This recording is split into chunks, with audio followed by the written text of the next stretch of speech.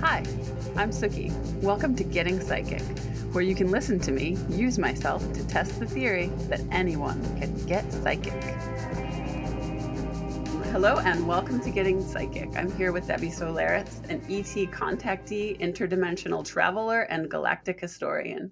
After a fateful extraterrestrial contact experience, Debbie awakened to her true star lineage and higher calling. Through her ancestral connections with the Akashic Records, she has been receiving downloads of galactic historical information and universal spiritual knowledge ever since. She feels it's a big part of her mission while here on Earth to awaken others to their own true divine selves and cosmic origins. Debbie teaches galactic Akashic classes and travels around the world speaking about starseed origins and much more. Welcome, Debbie. Thank you for having me. I was so happy to meet you at Conscious Life Expo because we've been communicating through email for a while before that, and I really enjoyed being on your panel. That was a really cool panel, by the way. So I almost liked it better than the big panel I was on. So that was really cool. Thank you for saying that. That Yeah. was one of those things that was like leading up to it. I Hmm. was like, what am I doing? It was sort of like, I don't know, it's like someone entered my body and took over and made that happen. Yeah. But it was super fun and I loved what you had to say on the panel. So thank you for Oh, that. thank you. No, it was a blast. CLE in general is a blast. I don't know, if people are ever in the LA area around February and they want to go to a cool conference, Conscious Life is definitely the one to go to because every speaker that's anybody is going to be there speaking. So, Yeah. so you're bound to catch one of your favorites or a couple of your favorite speakers. Yeah. So, Oh my gosh. After it was, I had the craziest thing happen. Like yeah. I was there with my brand and like, weirdly selling hair care to ET people, but it worked great. Hmm. But so I had dinner with the woman who was working with me there, Hmm. and we were just roaming around the conference. And it was like Hmm. Sunday evening, late. And I was like, "Oh, I've never been in this area before." And we walk by what became clear was Bashar's presentation, Hmm.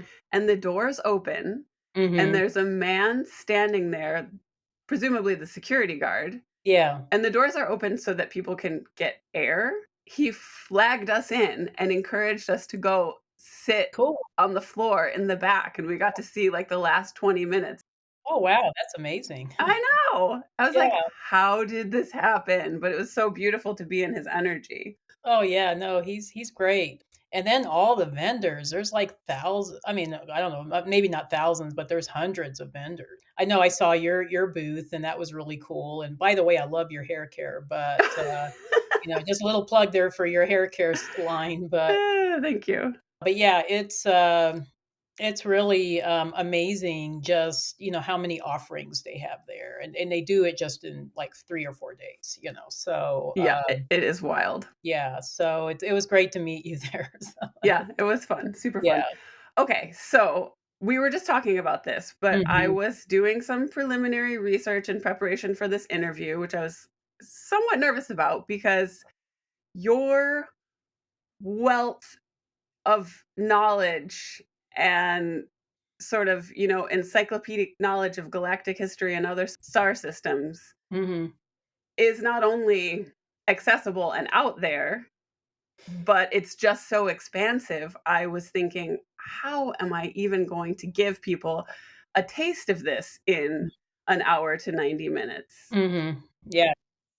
Yeah, I could probably talk for like 5 hours on different topics. Uh, yeah.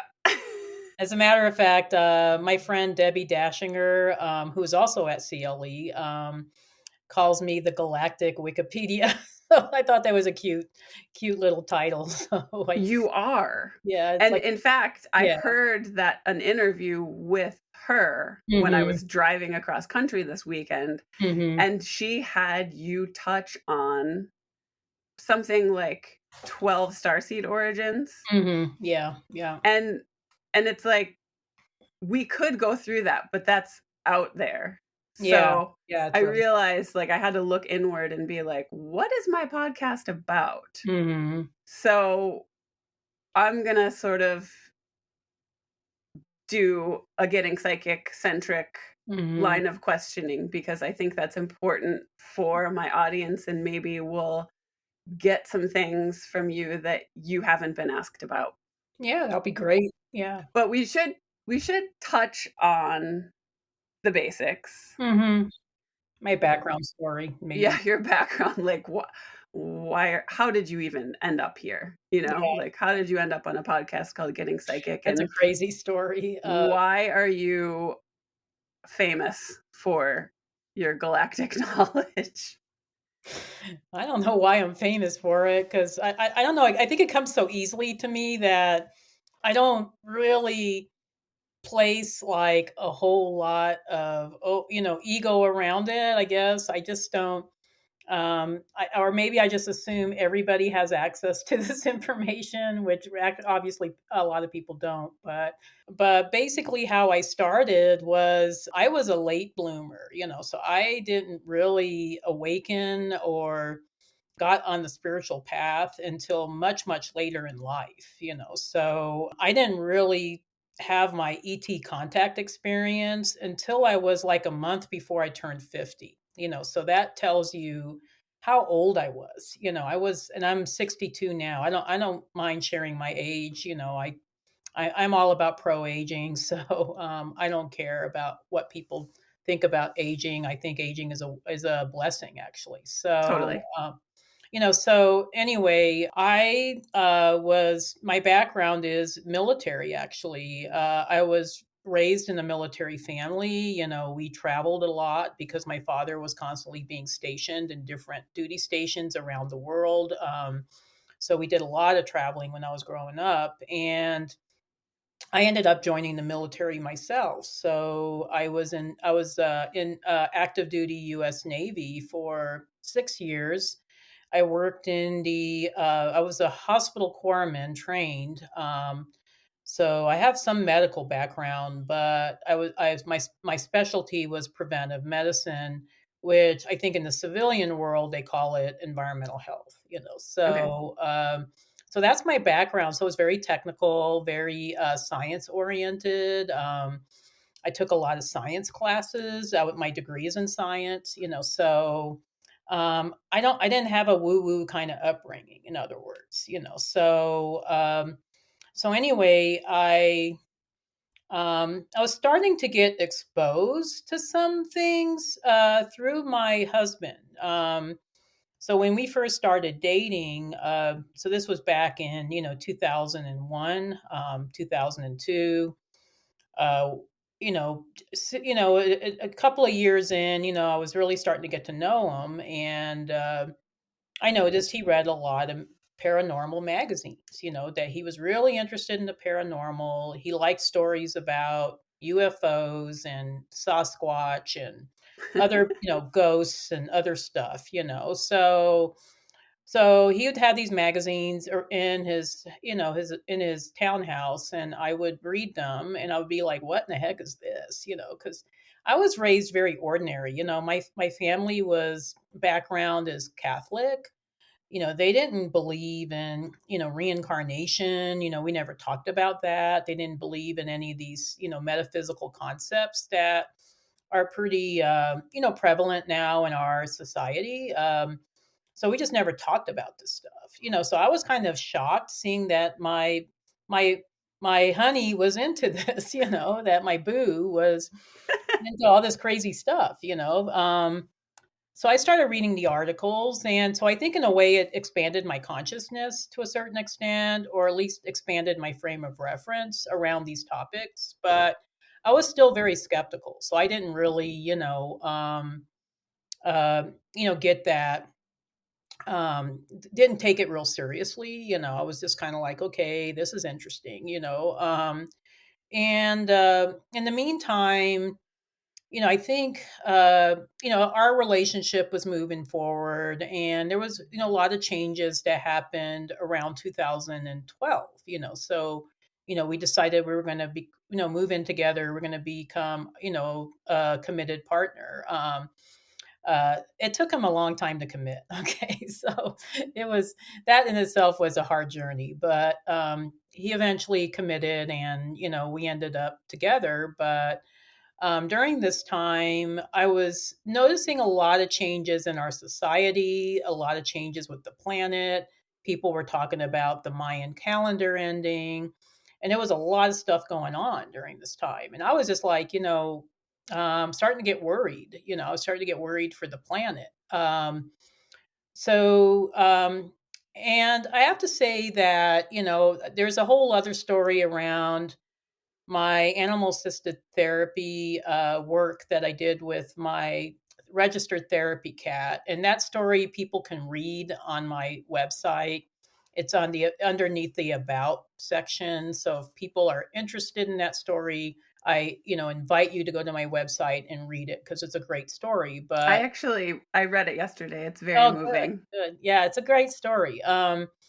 And I consider Piglet, my therapy cat, to be my first teacher, so she taught me how to be of service to others, because before that, I was just a typical 3D person. I was just trying to pay my bills and pay taxes and survive and, 3D reality, so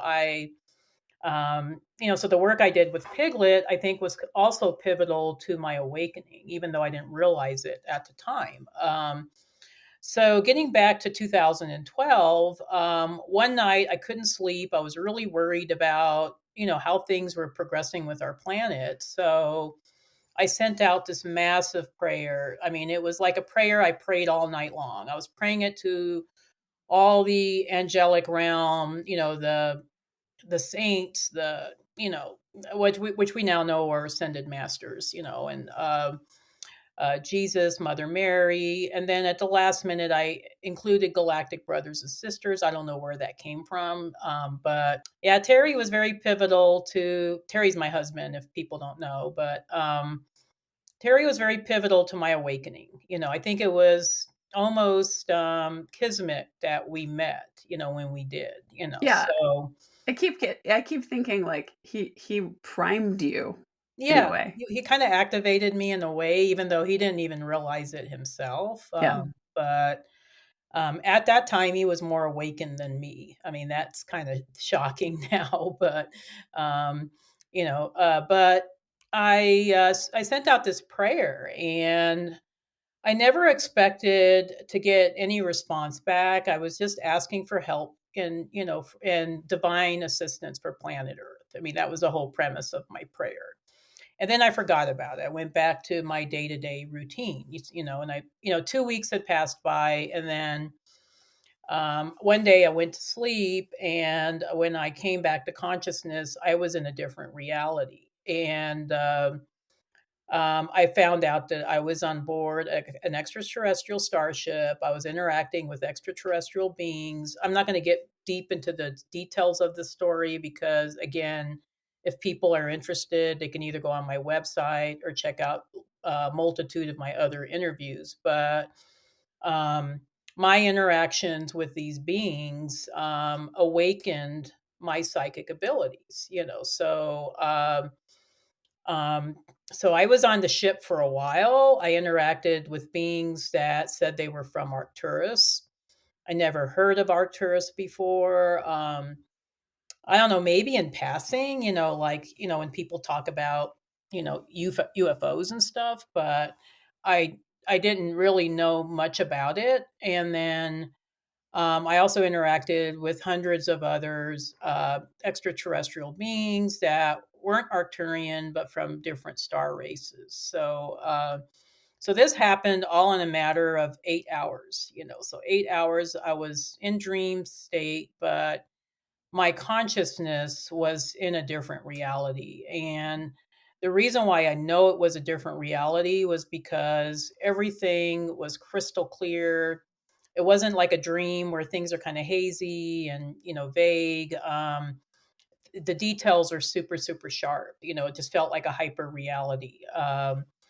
And so when I came back, to consciousness, in the 3D, I knew my life had changed at that point. I knew that things were never going to be the same because of all the information I got from the Arcturian beings that I interacted with and with the other beings I interacted with on that ship. And so at that point, I knew something extraordinary had happened. And of course, the first person I told was Terry. Obviously, I was going to tell my boo, about what happened, and Was he so jealous? he said, "I don't think that was real. I think you were just having a crazy dream." And I said, "No, it was real. It was very, very real. Like it was more real than us sitting in 3D right now." And so I went completely from being very asleep to the very next day being completely awake. I mean, I knew about everything that was going on with conspiracy theories. I knew everything that was going on, with the matrix and different dimensions. It was bizarre. It was and I went through a period where I went through a deep level of depression afterwards because when you get exposed to higher dimensional realities. And I can say that maybe this is somewhat similar to what a near death experiencer goes through, where they pass away, they're in some other reality, and then they're brought back to 3D. And so, so I went through kind of a similar process that because I was back in 3D, I got really, really depressed. So for months afterwards, I went through a period of depression where every time I was driving to work, I was crying. I wanted to go back on the ship. I didn't want to be here anymore. It was that I went through that whole process. Um, so it was kind of like leading up to the dark night of the soul kind of thing. And I think that's a common awakening process, where people awaken, they get all this information they've never had before. It disrupts their um I guess their beliefs, their belief systems. They go through some level of cognitive dissonance maybe, and then maybe they think they're going crazy, and then they go through this dark night of the soul where they're wondering, like, um, what am I doing? What is this? My whole reality got changed. So, and that certainly was the process I went through. Yeah.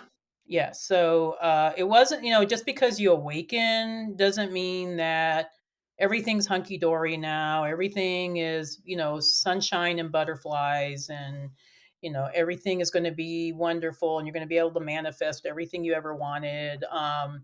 It's like you go through a level of tests. I don't know if that's the right word, but it's almost like your higher self is putting you through these levels of tests. Where okay, now that you're awakened, what you're going to do, what are you going to do with that? So there was times I thought I was going crazy because after my ET contact experience, and I had two of them. So I had one in May 2012, and then the second one was in December of that same year. Um, Even after the first experience I had, I was noticing that now I can read energy. Now I'm noticing frequency. I'm getting constant downloads of galactic information just overnight. How do I know all these star systems? I didn't take astronomy. How do I know all this stuff? And then also, I was reading people. So I would get downloads about people, about their family history, or, some past life they had, or maybe the meaning of their last name. I mean, it's just crazy, kind of random information. And I was like, where is this coming from? How do I know this? And then I was also seeing UFOs all the time. Like, Oh my I God. used to read about UFOs, and I was like, oh, I think there's some explanation for it. I don't believe they're real. That's what I used to say. But then I was seeing them all the time. And I was actually able to telepathically communicate with some of these UFOs. So, and then there was the interdimensional travels, the weird experiences where one day I walked out in my backyard and there was hundreds of crows in my backyard. I don't know why that happened, but um, then there was a weird experiences of these government. I do believe the government knows when we're being contacted. I don't know. I have that belief. I don't know if that's true or not, but the reason why I say that is because soon after my first experience, I noticed that there was black SUVs following my car all the time, unmarked. There was one time when there was three black helicopters hovering over my backyard. I mean, it was like weird experiences like that. Oh So my God. I know I it's like, what the heck is going on? So this is why thought I was going crazy. I thought, Yeah, I mean, safe to say this was a shocking yeah. life experience. Hmm. No transition, just boom. Boom. Yeah, it's like one day you're one way, the next day you're this whole other person, Okay, so I have to ask, Yeah. why do near death experiences and ET contact experiences always make people psychic as F? Like why? I think because yeah, that was a question I asked myself a lot actually, like why, because I noticed that with near death experiencers too, like uh they'll go through their experience and then the very next day they become amazing healers, like they're just like downloading things like crazy.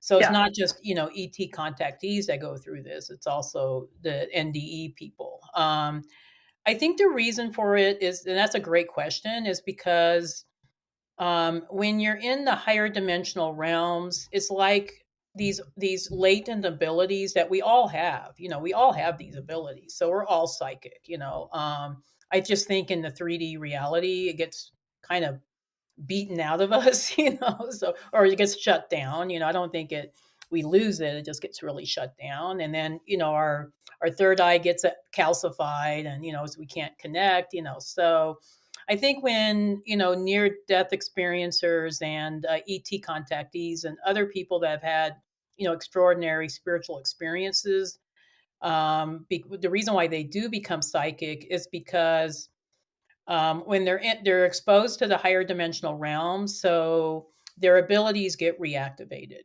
So they just it's like everything that was shut down and closed off gets opened up again, and then they get tuned into because they're tuned into this other reality.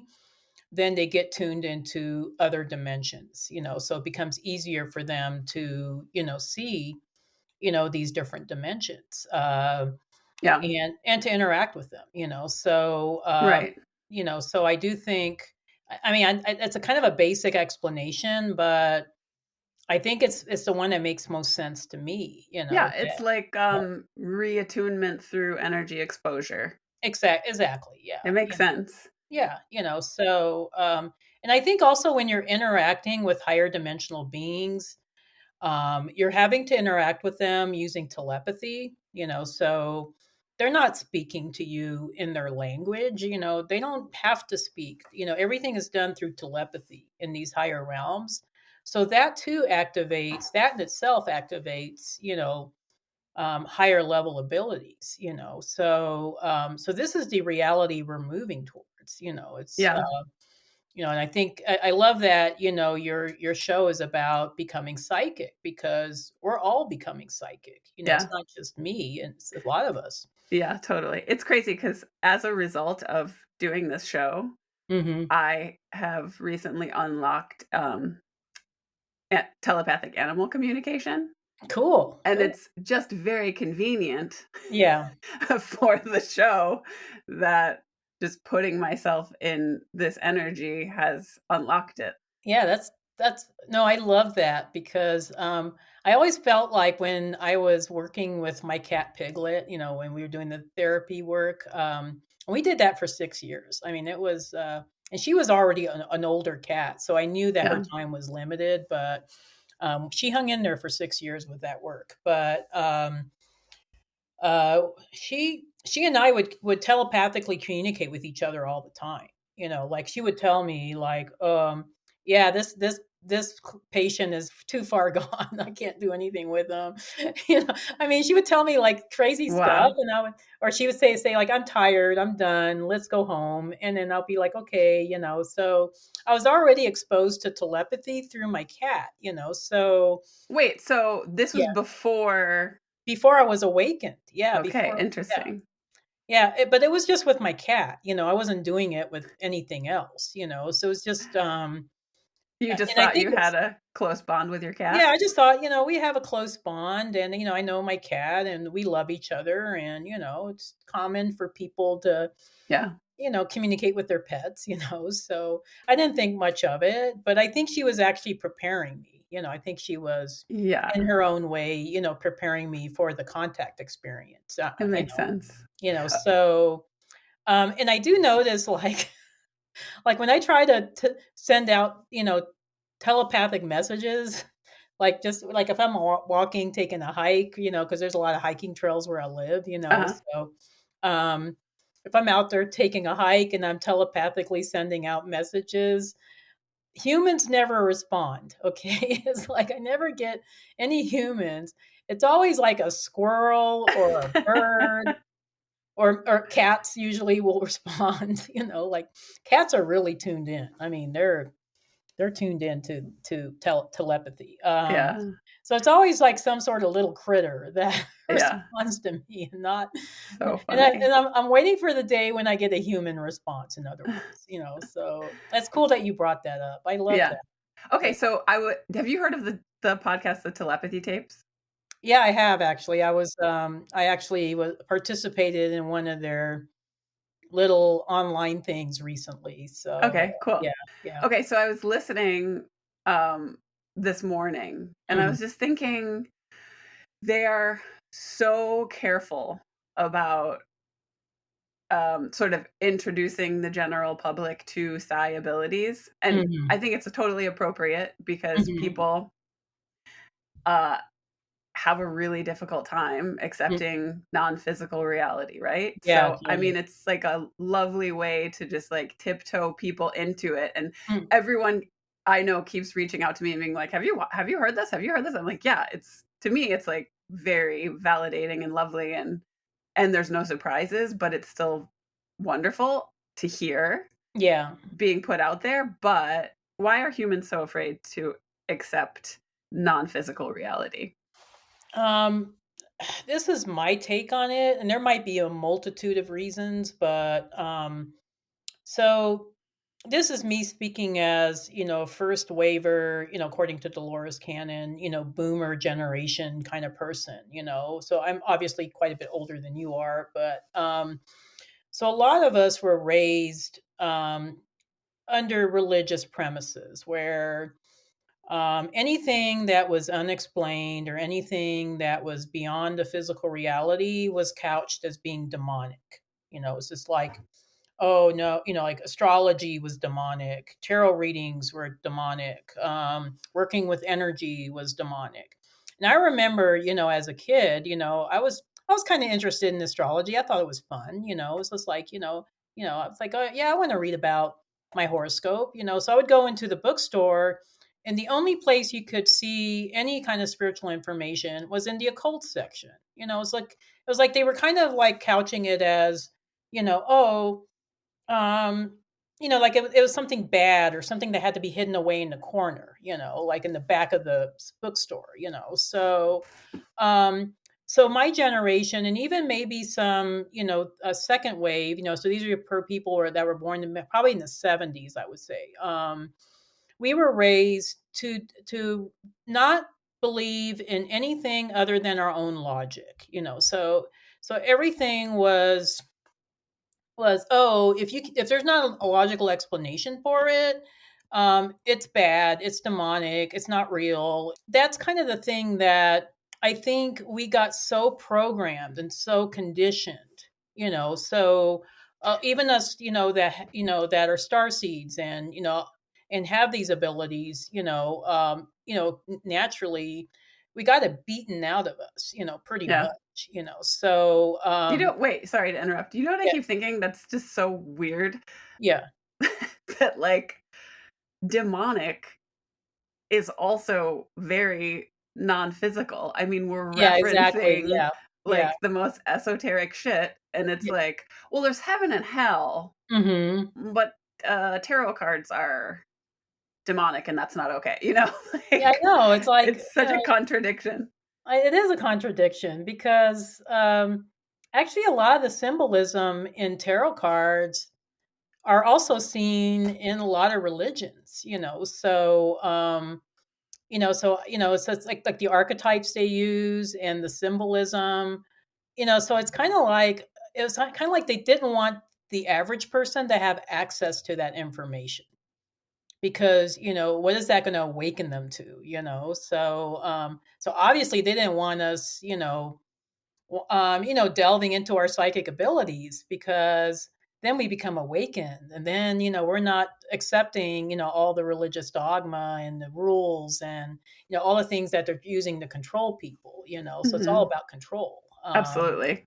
So that's my belief on why it's been, people are afraid of psychic abilities. The other reason is because I think a lot of us, if we were talking about this type of thing, or if we decide, hey, I want to take a class in Reiki, or I want to take a class in, gosh, I don't know, even like Wicca, or something, that was out off the beaten path kind of thing, we got ridiculed for it, so I remember as a kid, I would talk. I loved astrology. I still love astrology, So I used to talk about astrology, and people would make fun of me, for talking about astrology. They would say, "Oh, that's BS, and that's not real, and you're just making it up, and it's just bullshit, whatever." Um, so I think a lot of people just kind of got conditioned to stay away from those topics. So even the concept of telepathy might seem very scary to people, because these are abilities that are not that common here on Earth as we speak now, but it's becoming more and more common, as a lot of us awaken and start tapping into our innate psychic abilities, Mhm. um, so I do think that's changing, but and I do think it's becoming accepted even more mainstream. So um, we're seeing a lot of the mainstream platforms talking about manifestation and using energy to shift your reality. So Yeah, I it's do kind think of it's becoming more and more common for people to talk about it, but for a long, long time that wasn't the case. Yeah. yeah, Yeah. absolutely. Like, you hear people on the interviews on the telepathy tapes being like, uh, everyone that comes up is like, I was so afraid to be judged."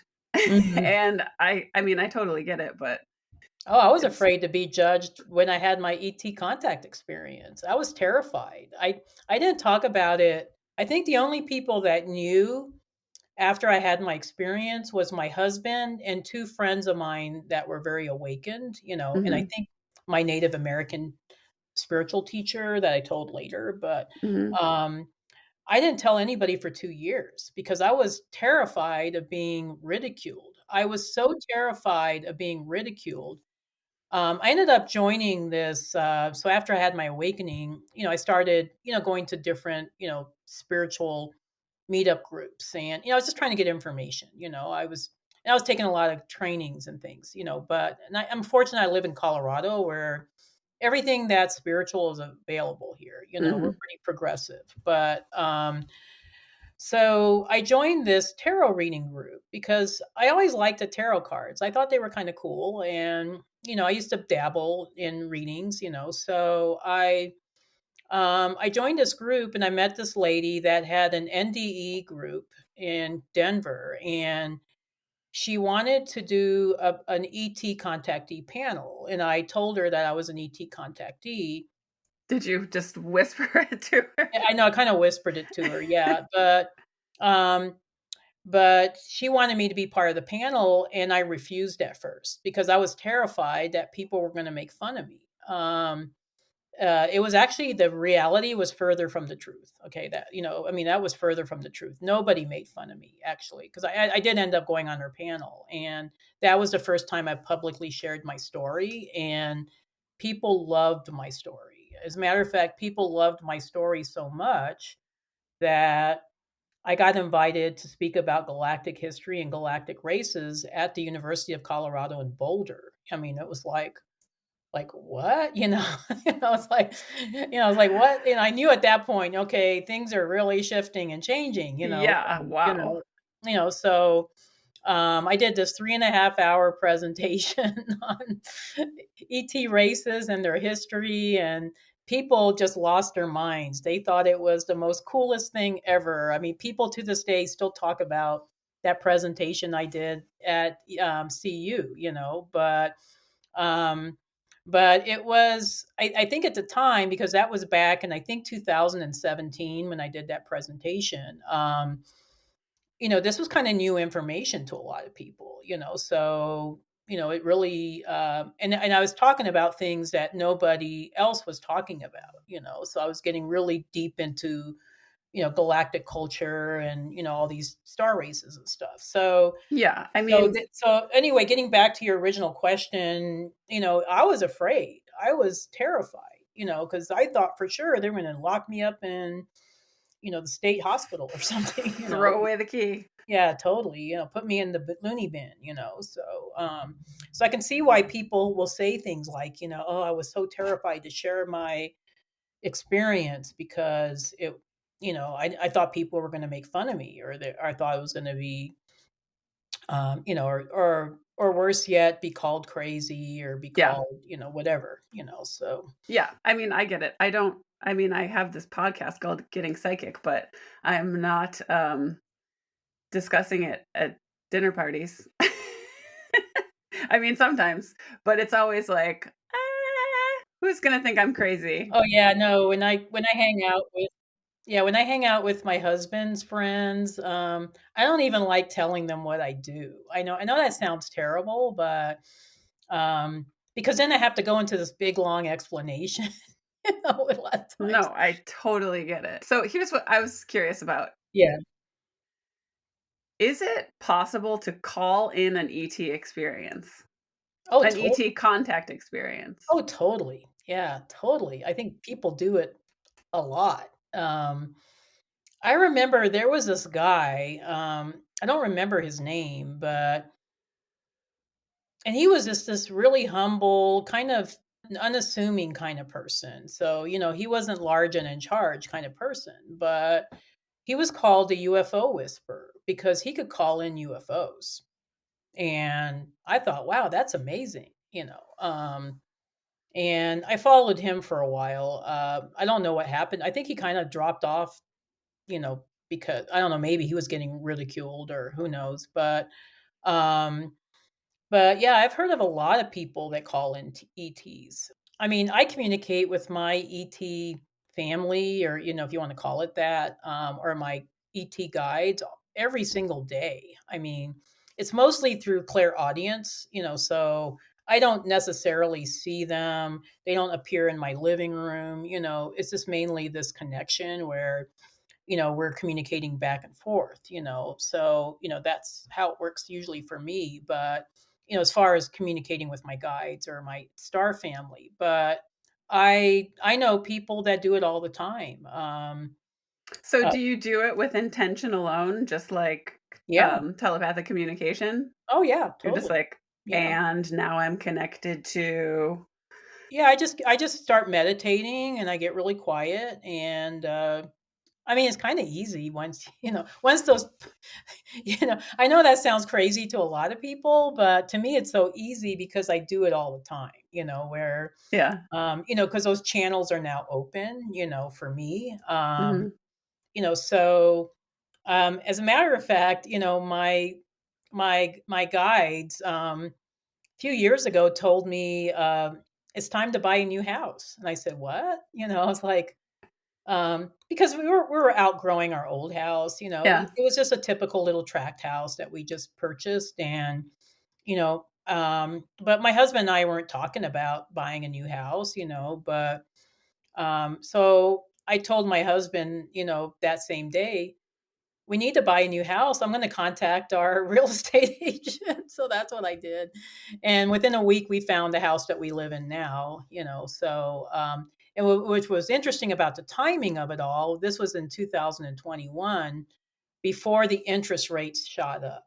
Yeah. So, Just practical life advice from yeah, ETs. yeah. I mean, it was kind of cool. It was kind of like, okay, we bought our house just before the interest rates really got sky high. So that was great timing, from my star family, that Yeah. they were, looking out for us, so sometimes you get advice even on, mundane things, like that. Okay, I need practical advice. So, like, sometimes when I'm in meditation and I don't feel as if I have necessarily control over this, but Mhm. sometimes I'll just get like a mantis face, right? Mm. They love to just stick their faces in my face. And I don't know why or what that is. I guess my question is, in terms of setting an intention or Mm. remotely being in charge of it, because Mhm. usually I'm just like, "Hey." And sometimes it's been clear enough for me to be like, Yeah. gasp. So your question is, how do I control the experience more, or how do I call that in, or Yeah, yeah, or maybe engage in communication. yeah.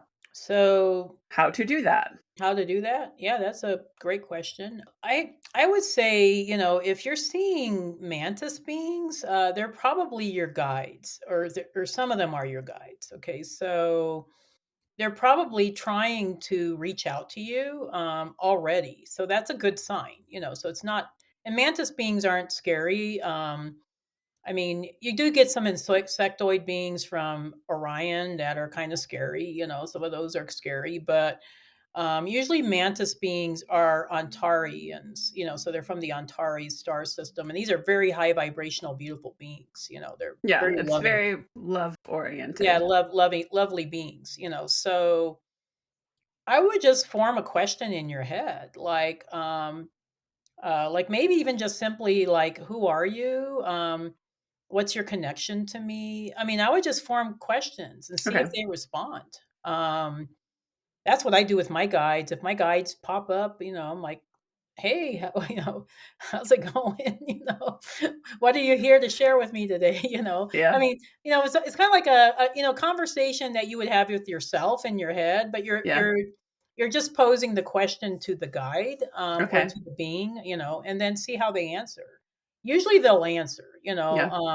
and sometimes it may not be in verbal language. Sometimes they might answer with I don't know, like symbols or, images, so you have to be open to Yeah. maybe not getting an answer you're expecting, but they usually will answer. I mean, Yeah, that makes sense. I yeah. mean, given that I can telepathically communicate with animals now, that makes a lot of sense. Yeah, exactly. Because Yeah. the way that I get messages is very like it's emotional or images or whatever. So, Yeah, okay. totally. All Yeah. right, I'm just going to try to apply that to aliens. Yeah, yeah. Okay, so I want to talk about some healing stuff. Okay. You used to do a lot of one-on-one galactic readings for people. That's kind of how you used to harness your knowledge, right? Yeah, and I still do readings for people, but I keep it on the down low Okay. because I have 3,500 people plus on my waiting list. Yeah. So, I mean, I kind of feel bad for the people that, I get approached like every single day. People want one on one sessions with me. And I have to tell them, you're welcome to join the list, but it's probably going to be years before I get to your name on the list. Yeah. Yeah, so You're in demand, Debbie. yeah, no, I am in demand. I mean, Yeah. it's for readings anyway. I don't know about for speaking engagements, but yeah, I mean, I it's don't know, you seem to be all over the place. But, yeah, okay, so you but when you were doing this work, you used to do clearing work, right? Or mhm. rather, you also still do clearing work when. I yeah, I actually am creating a training around Akashic clearing and healing as we Okay, speak beautiful. right now. Yeah, Okay, so that's amazing. yeah. So I wanted to touch on sort of the benefit of galactic healing, and I wanna compare and contrast that to the difference between. I mean, I've noticed that along the path towards getting psychic, as people peel back the layers, Mhm. a lot of things unfold Mm, as they learn about their chakras and start doing healing and start learning about their human lineage and their mhm, human ancestors and healing from that. And I mhm. was listening to one of your interviews and I was like, "Oh my god, now we have to include galactic healing?" Like, can you sort of speak to that? Like, talk Oh, about totally. Yeah, the differences yeah, totally. in the types of healing and how they affect us? Yeah, no, I think it's relevant, especially now. So I think at one point, and I know, I love Dr. Linda Howe's work. She was like the grandmother of Akashic readings. So and she's done amazing work in that field. But she would always say things like, "Oh, you can only access the Earth records. You can't access anything beyond that." And I used to have an issue with that because when I started learning.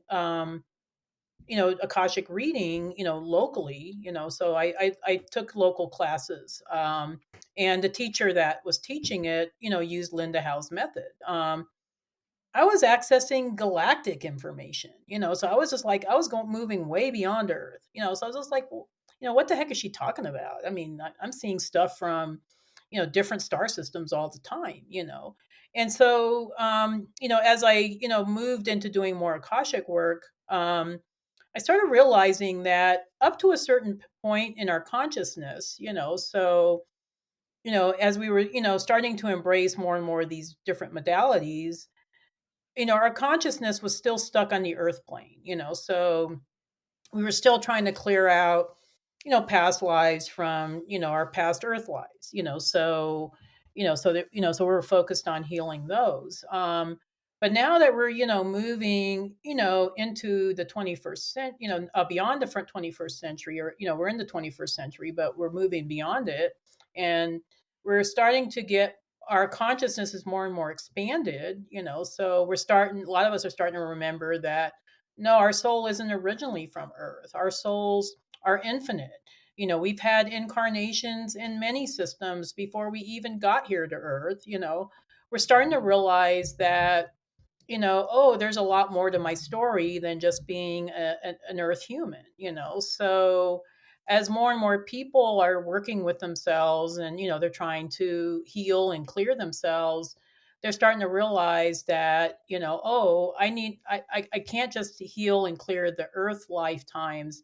I also need to heal and clear the extraterrestrial or the off world, lifetimes as well, So I would say I'm probably the person that first started talking about galactic Akashic readings, where we're moving way beyond, just doing readings and we're looking at Earth lives, so we're looking at star lineages, we're looking at where did that person have, their first few physical incarnations millions and if not billions of years ago, so that opens up a whole other layer of information, so it's kind of like at one time we were just stuck here, it's just like, okay, we're just dealing with this realm. Now we got this whole new realm, so So how that, I think contributes to Akashic clearings and healings is that when I do an Akashic clearing session for a person, I'm having to look way beyond their earth lights, so I'm looking at, I'm working with their chakras, and I'm also working with, some stuck programs that they have running, like, we call it soul programs and master programs. A lot of what we're looking at is what was their lifetimes, what was the original trauma, so what happened that kind of got them stuck in this loop, Hmm. so, and a lot of times it's way beyond earth, so they might have had some experiences that were similar on planet earth, but well, the original trauma was way beyond earth. So when I do clearings, I'm looking for that original trauma, so I'm looking at when did they get, shifted off kilter from their original cosmic blueprint, and how can I get them realigned with their original cosmic blueprint, so that's the premise that I use, when I go into doing healing and clearing work. And I've done thousands of these, Akashic clearings. I mean, I do them every single week still, I do, Wow.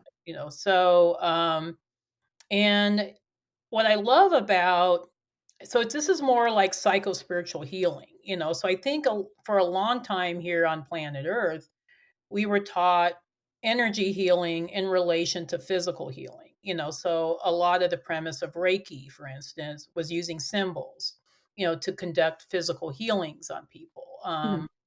But now we're moving way beyond that, where, we're looking at more the psycho spiritual healing, because everything has an emotional basis, and, so, so what was the core, experience that person had, where which shifted their reality, it shifted their belief systems, or it got them stuck in this, weird pattern, that they're trying to break out of, so, so I don't know if that answers your question, but that's kind of how I see it, so yeah. So it sounds to me like what you're saying is that healing from our sort of soul wounds, whether or our ET ancestors' wounds, Hmm. whether it's extraterrestrial or human, Hmm.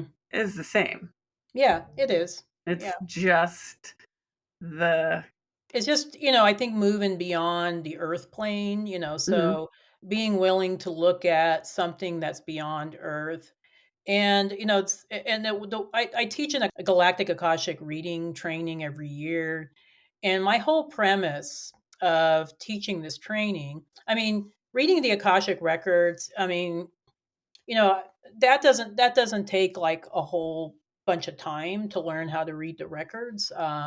You could do it in like 2 weekends, but the hard part is knowing what you're looking at when yeah. you're accessing those galactic records, because if you don't have a frame of reference, how are you going to know what star system you're looking at, or or what ET race. Well, does anyone but you have a frame of reference? Yeah, I think more and more Like, people. I think more and more people are. I mean, I can't say I'm the only one, yeah. but it's, so when I teach my classes, I teach you the whole history. So I go like way in the beginning, and so that's why it takes 6 weeks to take my Akashic training, because, well, it used to be 8 weeks. Now we're condensing it to six, but because it takes a lot of time just to learn all the different history and races, Yeah. Then when you go into the records and you're moving beyond the earth records, you know what you're seeing, or you know how to at least ask the Akashic guides, like, what am I looking at here? Yeah.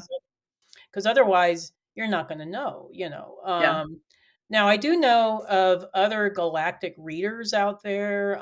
There's not many of us. I mean, other than people that were trained by me, but Yeah. I know Melissa Fike, she was at CLE this year. She does galactic readings, and so does my friend Claudia Troscott out of Canada. She does galactic readings, but Cool. there's more people doing it, but we're still few and far between. I mean, Yeah, yeah, totally. yeah. Okay, so can you give me an example of something personally that you were able to heal for yourself in this human incarnation from A past ET life or something. Yeah. yes, exactly. Yeah. Yeah. And Okay. how that changed your life? Yeah. So when I first became awakened, I went through a hard time physically. So I think it might have been purposeful. Like I had to go through all these different physical ailments in order to learn how to heal them to help others heal. So one of the conditions I had that I suffered from for years was chronic fatigue syndrome. Um, so I had to go to a functional medicine doctor, and he would have me on all these Chinese herbs. He was actually a pretty progressive guy, uh, so he had me take some medications that were big pharma, but most of it was holistic type stuff. Mhm. And I suffered from it for years. As a matter of fact, he even sent me to an energy healer that was she was a actually an NDEer. So she had a near death experience, met angels, and she became an amazing energy healer after that experience. So that's Mhm. another example of somebody that their abilities changed, after Yeah. having that kind of experience. But getting to my point, I was never able to really get control over my chronic fatigue syndrome.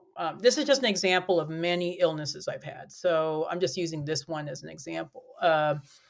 So as I started exploring my own records, I had some past life regressions through my records. I started seeing that I had a past life in the Lyra system where I was an Arcturian ambassador. I was there to help the Lyran people, and this was during the Lyran Draconian Wars, and I ended up getting killed. It was pretty traumatic. So I got killed during the wars. I wasn't supposed to get killed. It was just I was in the wrong place at the wrong time. So I died. So my chronic fatigue syndrome, I realized, was connected to that original trauma. Because that was the first time I'd ever died tragically like that.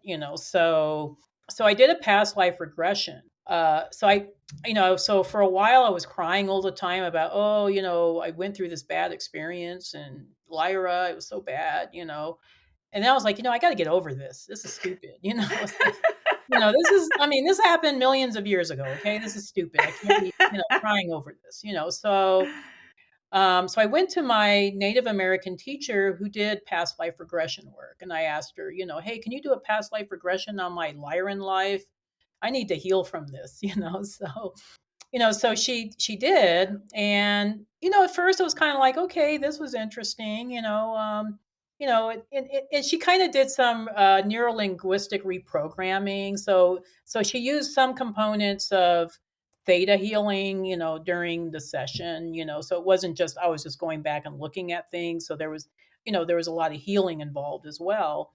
But what I noticed after I did that was that, so I recognized I had this past life. And then, I had somebody that I trusted, help me with the healing process. But what I noticed was that I was not having as many chronic fatigue syndromes, symptoms anymore. I was able to manage it better, so now I feel like I'm completely, healed from it, so it's just looking at that one lifetime where it was so traumatic, and it was, so these trauma signatures get embedded in our soul DNA, which, then gets activates, trauma signatures in our actual physical DNA, so I've seen this pattern over and over again with people that had traumatic past lives in Lyra, So, for those people that don't know what we're talking about here, Lyra was the original star system where the humanoid races originally came from. So, all the humanoid races that are throughout our galaxy are actually descendants of these Lyran humanoids. And they lived in these beautiful paradise planets, and then they went through this horrific war with a neighboring race called the Draconians from so that, people also call them reptilians, so these reptilian beings from Draco decided they just wanted to conquer Lyra. So they got into a big war and they annihilated not just one, but several planets, so millions of people got killed, during these wars. It was so bad that they had to leave their star system, so it was a very traumatic experience. And this is experiences I think a lot of us are still reliving over and over again, maybe through stuck patterns or karmic situations or, through illness, like in my case, so this is a lot of the work I do, as I try to help people heal from original trauma, and move on from it and, reclaim, their sovereign birthright to be a divine child of the universe, and really get aligned with who they are, who they truly are, as opposed to, these stuck patterns that they're associating with. So Yeah. that's a long answer to your question. No, But that's great. yeah, yeah, I like long answers. yeah. Okay, so you've talked about races and certain incarnations and common autoimmune diseases and how inner work can start to relieve the conditions. Hmm. When you say inner work, is this what you're referencing? Are you referencing clearings or are you referencing something else that an individual can do on their own? I believe people can heal themselves. Yeah.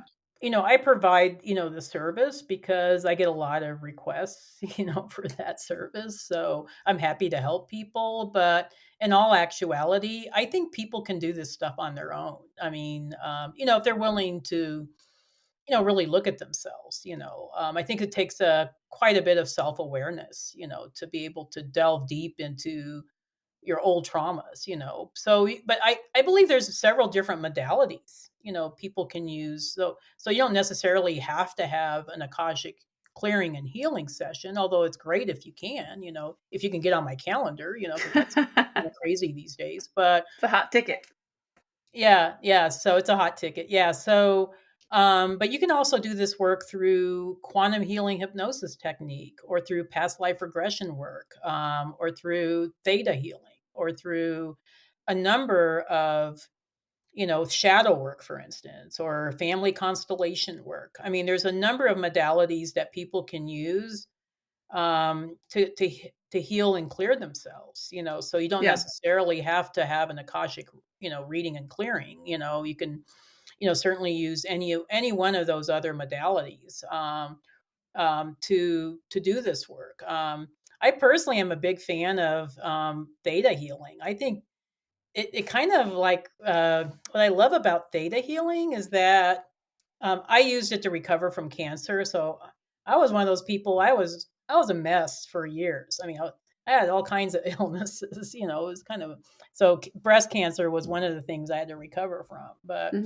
Hmm. But when I was recovering from breast cancer, I chose not to go through chemo and radiation, and decided to use alternative methods. And theta healing was one of the methods I used to heal myself from cancer. And because I realized a lot of my cancer was very emotional, it was deep seated anger that, probably existed for lifetimes, Yeah. so I was doing a lot of work around that. So theta healing's awesome because it kind of heals people very rapidly. So it reprograms you from a state of disease to a state of health.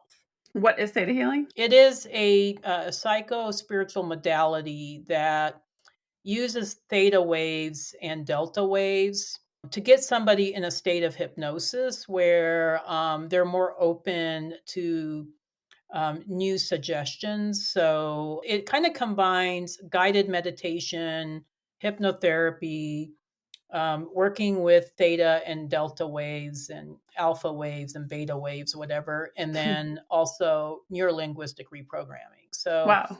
it's pretty powerful, actually. Yeah, I highly recommend if somebody wants to do that inner healing work, they find the closest theta healer because uh, I only had to do 3 sessions. Amazing. Yeah, and my theta healer was telling me, most people with cancer it takes at least 10. But I think because I was doing a lot of my own work, outside of just her Yeah. sessions, I think I was able to just get by with 3. So, Yeah. yeah. Do you think that we are here to heal? Do you think we incarnate to heal? To a certain extent, yes. I do believe that when we're etheric beings in the higher realms, we don't get much of a chance to heal past trauma, especially if we're having incarnations and higher dimensional realities where there is no suffering, there is no pain, there is no trauma, so I think a lot of souls want to incarnate on Earth because it gives them an opportunity to clear and heal past life stuff in a realm where they can do that. So this is a very, I would say, the duality consciousness reality, and that's what makes Earth kind of interesting, and why so many of us want to incarnate here as higher level souls because it gives us an opportunity to heal a lot of past life stuff that we don't get the opportunity to do so because we're normally in these higher dimensional realms. And then the other thing too is I think it enables us to be of service, so it actually, in a lot of ways, our incarnation on Earth is kind of like a PhD level training, spiritually speaking, where, we're evolving very rapidly because of all of these hardships and experiences and traumas that we go through here. So it just helps overall with our spiritual evolution. So we become much more spiritually evolved beings if we can go through suffering, if we can embrace our dark sides, if we can, do the shadow work. So Yeah. what better place to do it and then planet Earth? So it's Yeah. really It's a interesting. wild ride. I have to say, it's kind of crazy. In the past 2 years, I'll just say, just since I started this podcast, I have multiple autoimmune conditions Yeah, yeah. and I'm just watching them alleviate. Mm-hmm. And I know that it's just a slowly peeling back the layers energetically and healing them. And it's awesome to also have that unfold in this process. Oh, that must be amazing for you. I mean, how long have you had your podcast? I'm just curious. Just 2 years. 2 years. That's amazing. Wow. I'm so happy for you. Yeah, thanks. Yeah. Yeah, but I've obviously been inclined towards spiritual interests Mm-hmm. prior to that, but there's Yeah. something about really putting energy into something that excites me and there's no financial outcome, Mm-hmm. and then the exposure of to I mean, really, honestly, just even being in the energy of all these different people Mm-hmm. and thinking about non-physical reality all the time and learning Oh, totally. Yeah. is just a healing in itself. Yeah. And it's crazy. That's what my clients experience too when I go through an Akashic clearing session is that just them having, I think, a conscious understanding of what happened to them or what they went through is healing in itself. Like their whole reality just shifts from that. Obviously, we do more work beyond that, but just that alone shifts their reality. So Yeah. so I'm not surprised to hear this from you, but I think it's amazing that you're getting a benefit from sharing this information with a lot of other people. Yeah. So, yeah. Yeah, totally. Um, okay, do you have time for a couple quick more Oh yeah, yeah. questions? Okay, We got cool. time. Yeah. You've had, and I guess we all have, most of us have had many past lives on many different planets. Hmm. Do you have attributes from each one of those incarnations? Is that a Yeah. common thing? Yeah, I think that's very common actually. So I think a lot of people that come to me for readings are hoping I'm just going to give them like one star system that this is where you're from and this is who you are. Like people like to be put like in a box, Yeah, it's so and weird. We're so weird. I know it's like And in actuality, I mean, and this is true even of me, we've been a multiple of different star systems. We've been in a multiple of different realities. I mean, so a lot of times when I'm doing readings, I might try to find the origination point, but a lot of times I'm talking about different star systems with associates. I just did a reading for a girl, and she was in one, two, three, four, five different star systems that I was even talking about, during that were, probably the most prominent ones for her. But I just did a reading for somebody yesterday, so I'm just using her as an example. Mhm. Um, but I mean, because we're infinite beings, we're all Yeah. soul shards of source, so of course, in a lot of ways we are immortal, even though people have talked about immortality, in the sense of, they want to be immortal on planet Earth. Why limit yourself to planet Earth? Be, you can have your soul, be in many different places, so getting to your question about the attributes, yes, I do believe we pick up attributes from all of these systems that, we were a part of. So for instance, just to give you an example, just, I don't know. For instance, I'll just use my client yesterday as an example. She was originally from Arcturus, so she's an Arcturian starseed, but she had a lot of incarnations in Sirius. So she's kind of has like a Syrian overlay. So she has like her core Arcturian personality, but she has a Syrian overlay to that personality. So with her being Arcturian, she was naturally attracted to doing technical work, because a lot of us Arcturians, we're science oriented people, we like technology. So that's what she works in the tech field, but she's also very practical, so a lot of Syrian, people with Syrian incarnations really know how to navigate physical reality really well. So they get attracted to fields like medicine and finance, so what was interesting about my client is that she was working in the tech field for a finance company, so it was kind of like, why was she drawn to that particular company and not like another doing IT for another type of company, so that's just giving you an example of how we integrate different, Mhm. traits.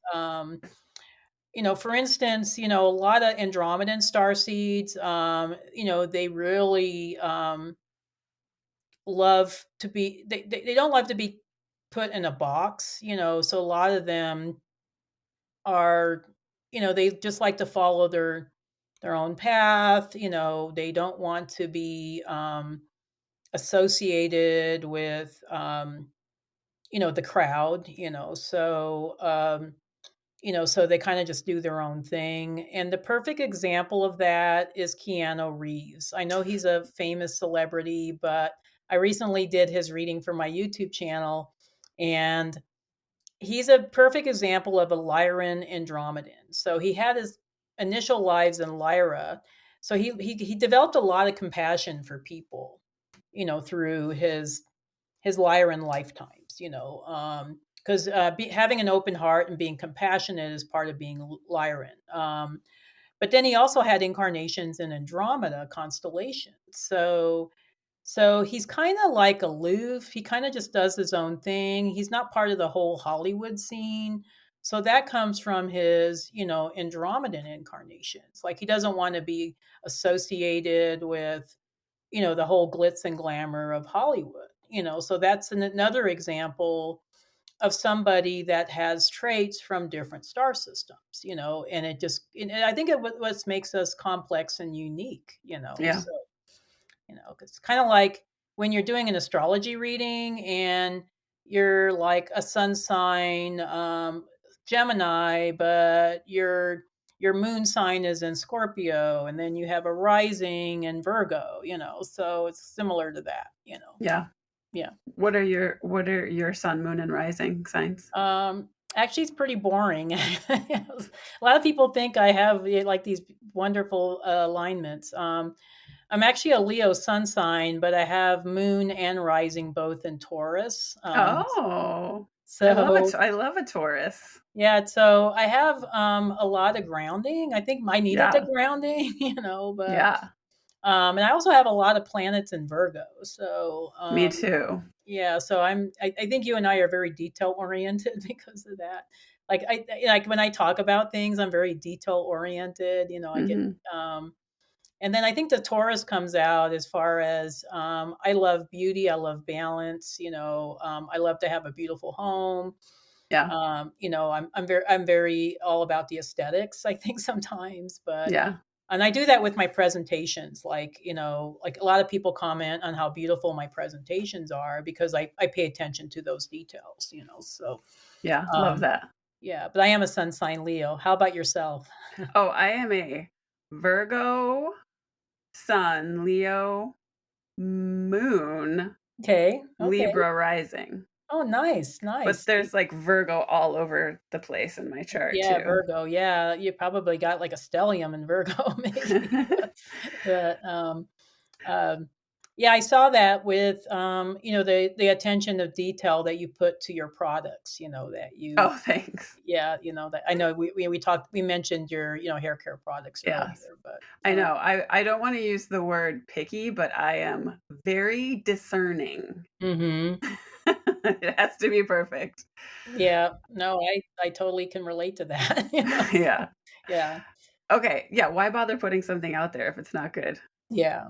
Okay. So, are there reflections from different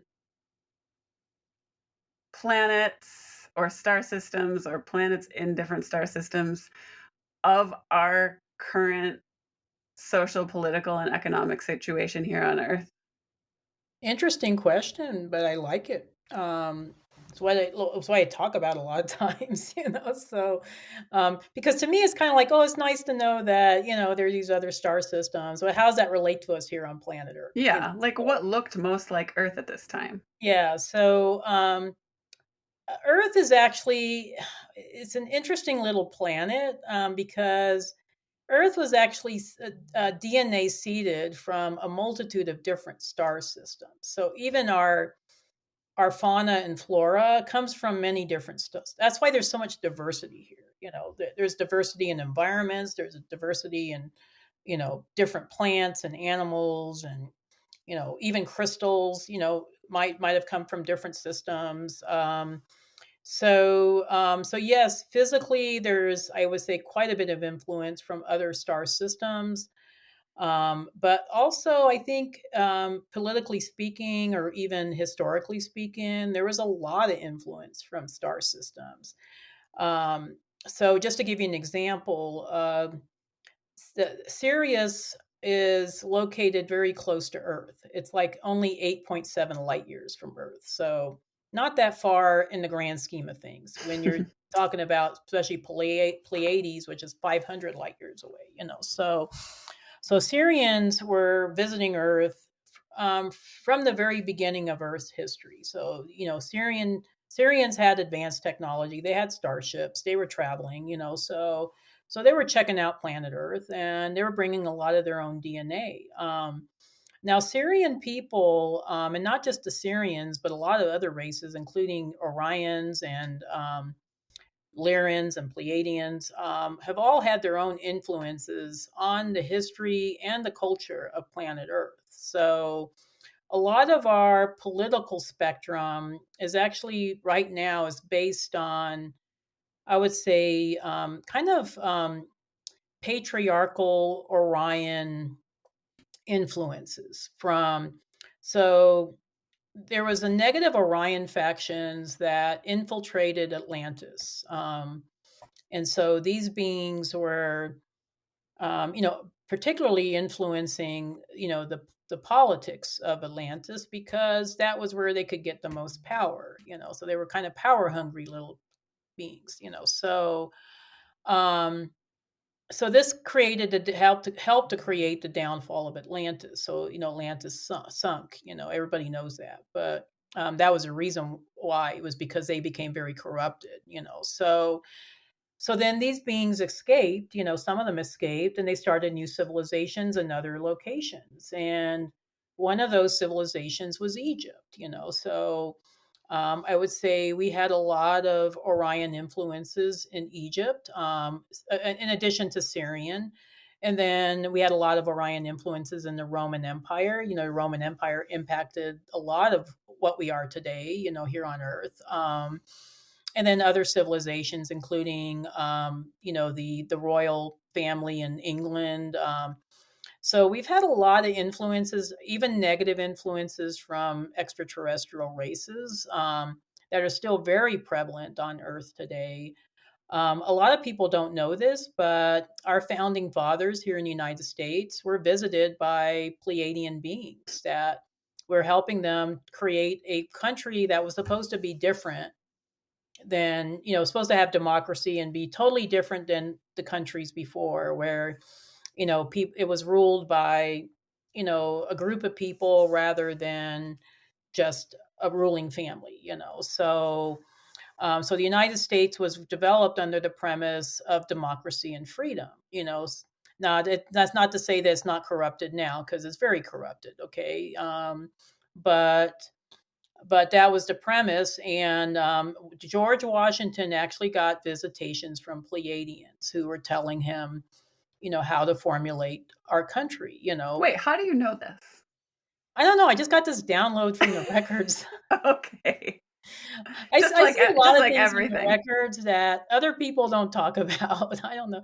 And it was funny because when I went on the Open Mind show, with Regina Meredith on Gaia TV, that was the first thing she asked me about. Was like, "How do you know this about George Washington?" I said, "I don't know. I just see things in the records." And I start talking. I think I wrote about it in my. People can read about it on my website. If they go to the Galactic History, there's a big Galactic History section on my website. Has a lot of information. Yeah. You know, so um, so I think she was reading my website and saw that, and she wanted to ask me about it because nobody else talks about it. But yeah, no, the founding fathers, because a lot of them were Masons, they knew about different star systems. For instance, John Adams, the whole, 13 stars that, are, so our American flag originally had 13 stars, and people thought it represented the 13 colonies.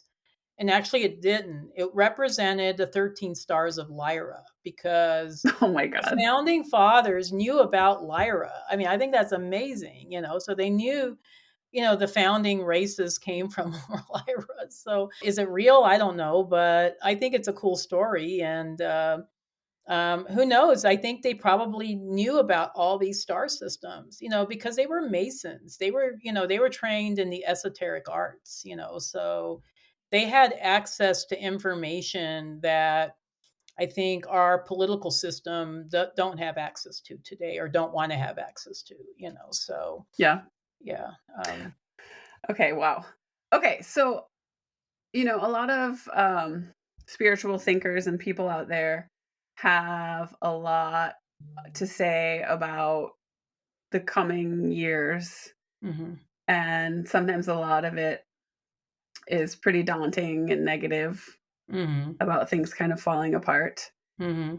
And I wanted to ask you, what do we have to look forward to in our lifetime? I don't have those dark images that come through for me. Yeah, I want the positive stuff anyway. Yeah, I I do, this is something I saw in the records, that a lot of timelines that were supposed to happen collapsed. Mhm. So we're now in a different timeline than we were in the past. So I know Nostradamus made a lot of predictions, and a lot of people still, look at his predictions, but I think he was talking about a different timeline. And I think he was even aware of it. So he was sharing all this information as a cautionary thing, like, hey, this could happen unless we change some of our decisions. So I do think we're in a different timeline now. And even though things are going to be bumpy, for a while, I do believe that things are dramatically going to change for the better. That our old financial systems are crumbling, our Hollywood is crumbling, the government's crumbling as we speak. there's a lot of massive, massive change that's going on right now, and I think ultimately it'll be for the betterment of all, but it's going to be tough on people, because a lot of things that they were attached to are going to be taken away. It's going to be changing. So I do think Nasara Jazara is going to get implemented. So that's a system of a financial reset where the wealth throughout the planet is going to be more equally distributed, and debts are going to be from people are going to be cleared. God, I sure wish that would happen. I love to get rid of my mortgage, right? So um, and there won't be any taxes, and and people will be able to have the financial means to live much more productive lives. Interesting. So that's going to be implemented. We're going to go to a gold back and silver backed financial system, where it's not going to be this fiat money system that we're currently in right now. Interesting. The other thing that I'm seeing is that we are going to have ET contact where everybody knows about it. I've been talking about this for years. I saw this in the records and I still see it in the records, but the years they gave me was tentative, but it's kind of like between 2028 and 2032. It could be earlier or later, depending on, of course, our collective decisions. But I did see ET contact where everybody knows about it. Everybody knows that we were visited.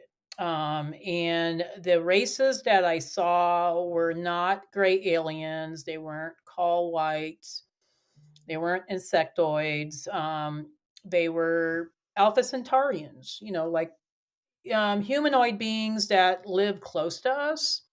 So Alpha Centauri, other than Sirius, is one of the closest star systems. It's probably the closest star system to our solar system. So Alpha Centauri is 3.7 light years away, very close. And there are humanoid beings that live there that are ahead of us. I would say they're way ahead of us, I would say spiritually speaking and, technologically speaking, but they are enough like us to where it won't be a shock, if we meet an Alpha Centaurian, they whereas if you meet a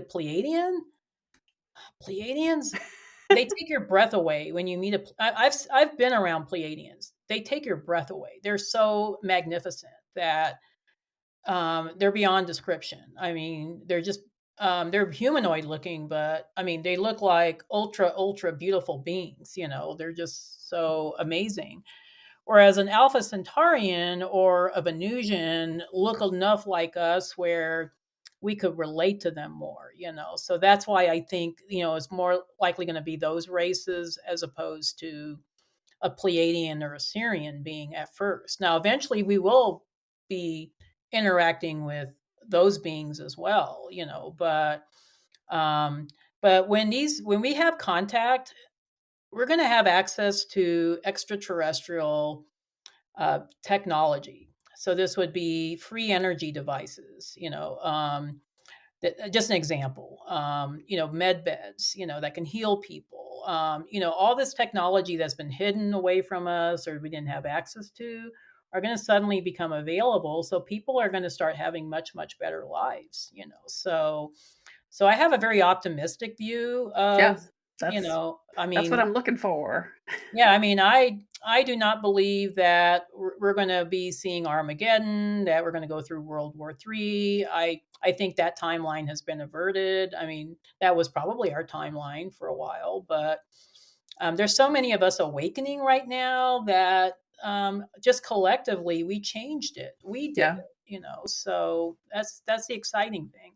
Okay, I love that. Okay, I just have to ask you two super quick things, and Okay. then we say goodbye. Okay. Okay, in my last interview, I did it with Megan of Solar Glow Meditations, and we Mm-hmm. did a little dowsing about amphibian beings. Mm-hmm. And with dowsing, you kind of have to know a lot to ask yes or no questions. Oh But yeah, totally. Yeah. we don't know where the amphibian beings are from. Hmm. Do you? Um, there was quite a few in Sirius. Oh, So okay. yeah, Sirius.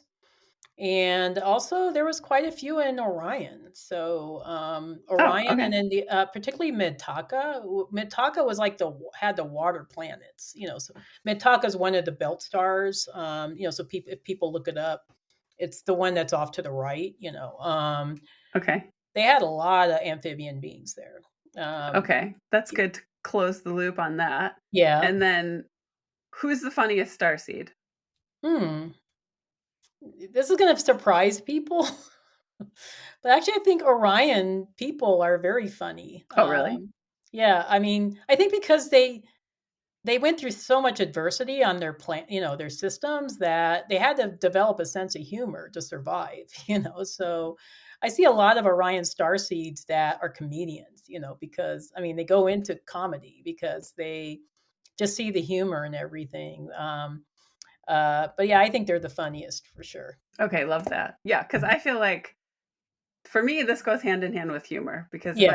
if I can laugh at walking through the world at this time and doing this, Hmm. I don't know. So No, I think okay. Orion's, Orion star seeds, they went through a lot of bad times, Yeah. and they had to laugh at it, because otherwise you'd be like depressed and crying all the time. That is So true. The yeah, funniest people are always also pretty dark. yeah, very dark. Yeah. So So there's yeah, like a there's that balance. balance there. Yeah, totally. Cool. Yeah. All right. Well, I think it's time to Okay. close it up. Thank you so much. I'm so grateful to you for coming on, and it was very expansive, and I really appreciate it. Oh, thank you for asking me some new questions. I love that. So I love being challenged. So yeah, I thank you. tried. Yeah. Thanks, Debbie. All right. You have a great rest of your day. Bye bye. Bye. Thanks so much for listening. We hope you enjoyed today's conversation as much as we did. Be sure to subscribe and follow us wherever you get your podcasts so that you never miss a new episode. If you liked today's episode, please consider leaving a review to help the other psychics find their way here.